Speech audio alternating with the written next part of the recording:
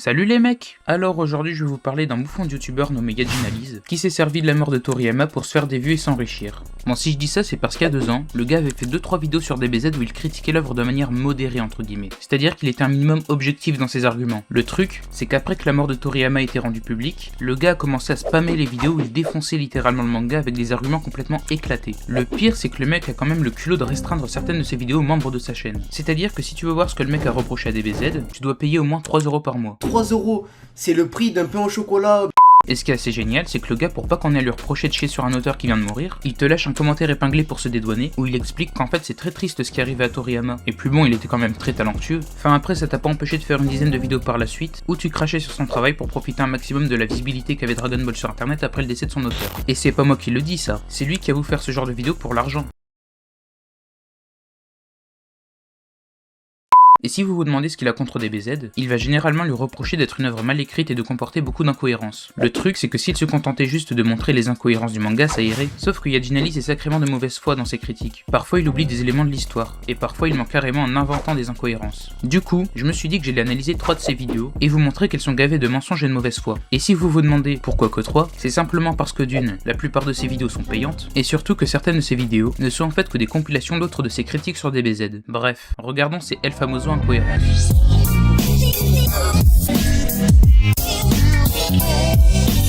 Salut les mecs. Alors aujourd'hui nous allons plonger dans l'univers de DBZ, Dragon Ball Z évidemment, une série que l'on ne présente plus et qui a marqué mon enfance et la vôtre, mais voilà, je me dois d'être honnête avec vous, comme beaucoup d'autres, j'étais un fan de DBZ pendant mon enfance et je suivais les aventures de Son Goku et ses amis avec une admiration sans borne. Cependant, en grandissant, mon amour pour ce manga s'est quelque peu atténué, je le crains. Cela ne diminue en aucun cas les qualités intrinsèques de l'œuvre de Akira Toriyama, mais il faut reconnaître que, du point de vue de la qualité d'écriture pure, Dragon Ball c'est pas un modèle absolu. Prenons l'exemple des Saiyans, nous n'avons aucune idée de leur véritable histoire, ils sont simplement présentés comme une race de guerriers envoyés sur des planètes dès leur jeune âge pour les conquérir, sous les ordres de Frieza.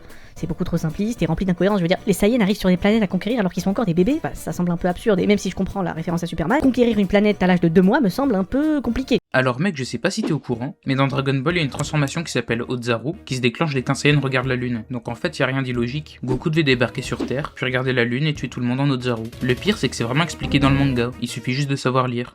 La race de Frieza, les démons des glaces, est également sujette à des lacunes en termes d'explication. Malgré leur potentiel intéressant, rien n'est vraiment développé à leur sujet.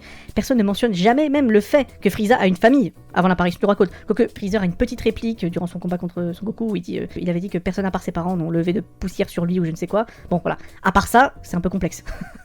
De même, la Terre abrite une multitude de races différentes, des momies aux ptérodactyles, et il y a même un chien président sur Terre. Mais encore une fois, aucune explication n'est donnée à leur sujet. À un moment donné, Tortue Géniale, ou Muten Roshi comme vous voulez, détruit la Lune, mais ne vous inquiétez pas, une autre Lune apparaît sans aucune explication pour être détruite ensuite par Piccolo.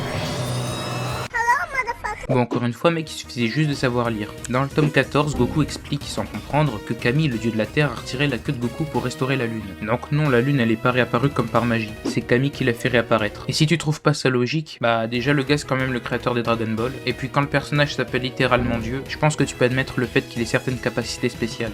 Goku est montré en train de mourir sur Namek, mais finalement il est miraculeusement en vie. La destruction de la planète Vegeta a plusieurs versions différentes, aucune d'entre elles ne fait sens. Il est intéressant de noter tout de même que Akira Toriyama lui-même a avoué avoir écrit la plupart de l'histoire au fur et à mesure, avec une planification quasiment nulle. L'arc Cell en est un bon exemple, avec les changements constants des principaux antagonistes. On passe de C20 et C19 à C17 et C18 pour finalement partir sur Cell. Tout ça à cause de l'éditeur de Toriyama qui lui demandait constamment de changer d'antagoniste. Soyons honnêtes, à un moment donné, si un auteur inconnu avouait écrire son histoire au fur et à mesure en modifiant facilement son intrigue à cause de l'ingérence de son éditeur, il serait aussitôt considéré comme un auteur médiocre, voire mauvais.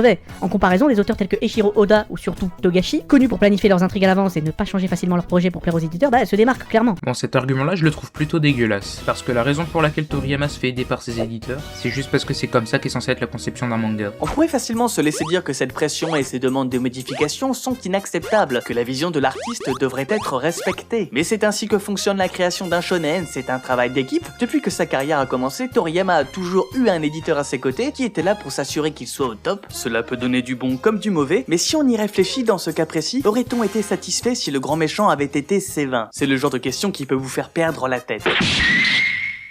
Et pour ce qui est du fait qu'il improvise, perso je trouverais pas forcément que le mangaka serait mauvais ou médiocre. Du moment que l'œuvre est bien foutue, je m'en fiche un peu de savoir si le gars derrière a improvisé son histoire ou non. Il y a des mangaka qui improvisent bien et d'autres qui improvisent mal, c'est tout. En plus, tu nous parles d'Eiichiro Oda qui prévoit son scénario à l'avance, sauf que ce mec c'est une exception, la plupart des mangaka suivent les ordres entre guillemets de leurs éditeurs. D'ailleurs, tu mentionnes pas non plus le fait que Toriyama prenait parfois certaines décisions par lui-même. Limite, le gars faisait du chantage à ses éditeurs en disant des trucs du genre, soit on fait ce que j'ai dit, soit j'arrête tout. L'heure de gloire de Goku n'était donc pas encore venue, mais ça viendra. En 1989, Toriyama fait grandir son personnage aux grandes dames de son éditeur, parce qu'en effet, d'un point de vue commercial, modifier en profondeur son héros alors qu'en termes de popularité il vient d'être hissé au sommet, ça foutait les chocottes. Le débat fut toutefois clos rapidement lorsque Toriyama menaça d'arrêter son manga s'il ne pouvait pas faire comme il l'entendait. Bon, je vous épargne le reste de sa vidéo, vous pourrez de toute façon la regarder par vous-même, s'il la rend pas payante MDR. Mais globalement, au lieu d'énoncer les défauts du manga, le gars se contente juste de dire des trucs qu'il aime pas. Le seul point où je suis à peu près d'accord avec lui, c'est sur l'abandon des personnages secondaires. Genre Krillin, Yamcha, Tenshinhan, etc. Mais c'est tout. Bref, passons à sa deuxième vidéo.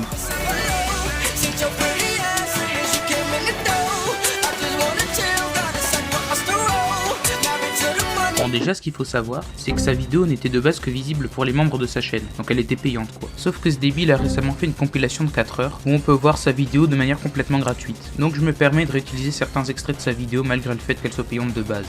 Alors on va commencer avec la première, donc bon forcément, selon toute logique, il n'y a aucune raison pour que les combattants de la Z-Team, que les mecs de la Z-Team, c'est-à-dire Son Goku et toute l'équipe, n'aient jamais été ressuscités dans la timeline de Trunks du futur, dans la timeline de Mirai Trunks. Il aurait en fait juste suffi que l'un d'entre eux prévienne Kaio de la situation sur Terre, lui demande de localiser la nouvelle Namek, et ensuite il aurait eu qu'à simplement utiliser les Dragon Ball des Namek de la nouvelle Namek, et avec ça, ressusciter tout le monde. Enfin, bon voilà. Alors non mec, ça marche pas comme ça. Dans le manga, il expliquait que Kaio ne peut pas prendre parti pour la Z-Team. S'il a aidé Goku et les autres, et qu'il s'est réjoui de leur victoire face à Vegeta, Freezer, Cell et Boo, c'est parce que c'était des menaces pour l'univers. Le truc, c'est que dans la timeline de Trunks, il y avait pas Cell, et que les cyborgs C17 et C18 ne sont pas des menaces pour l'univers. Ils le sont juste pour la Z-Team, ou pour la Terre à la limite, mais pas l'univers.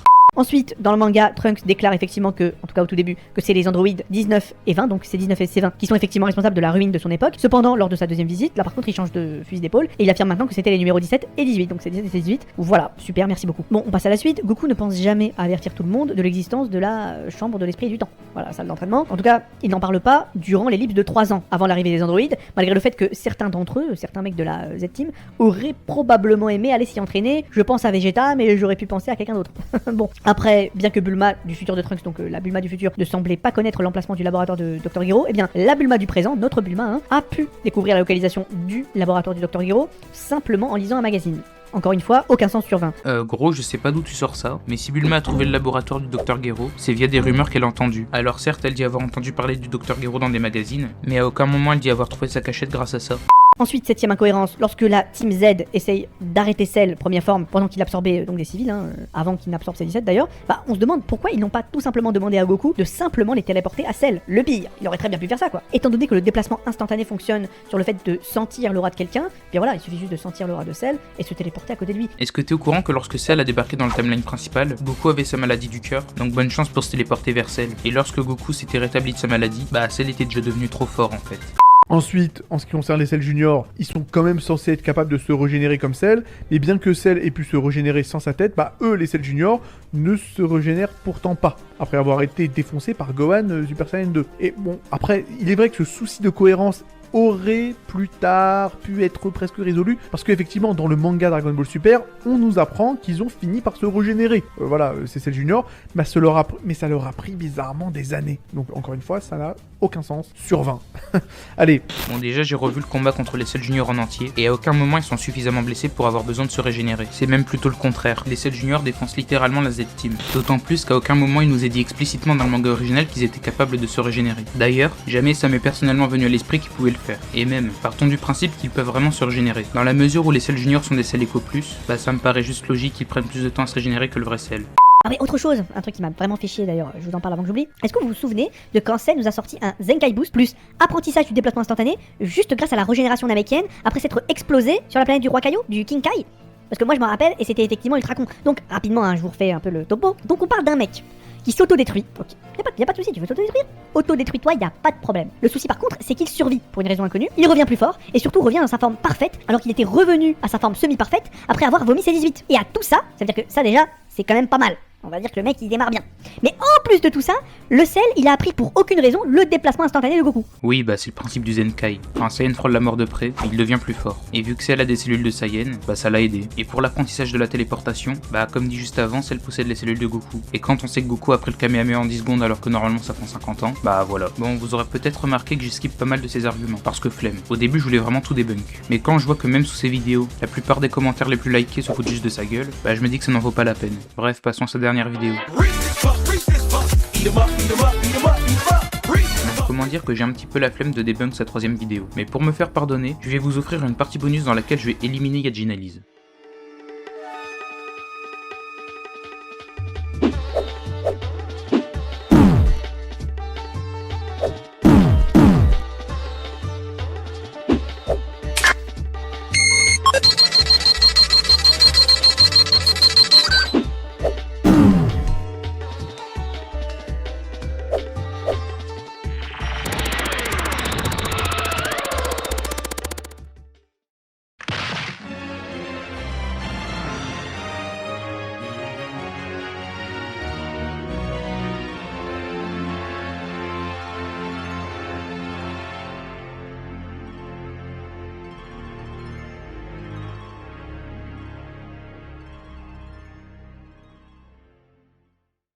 Bref, pour qu'on évite de me reprocher de défendre Dragon Ball aveuglément, je vais vite fait vous parler du youtubeur Télédégondé qui pour le coup critique correctement Dragon Ball Z. Et contrairement à Yadjinalize, il a pas attendu la mort de qui que ce soit pour commencer à critiquer le manga. Du coup je vais vous mettre en description quelques-unes de ses vidéos que j'aime bien. Bon je dis ça mais le mec a quand même 300 fois plus d'abonnés que moi, donc vous le connaissez certainement.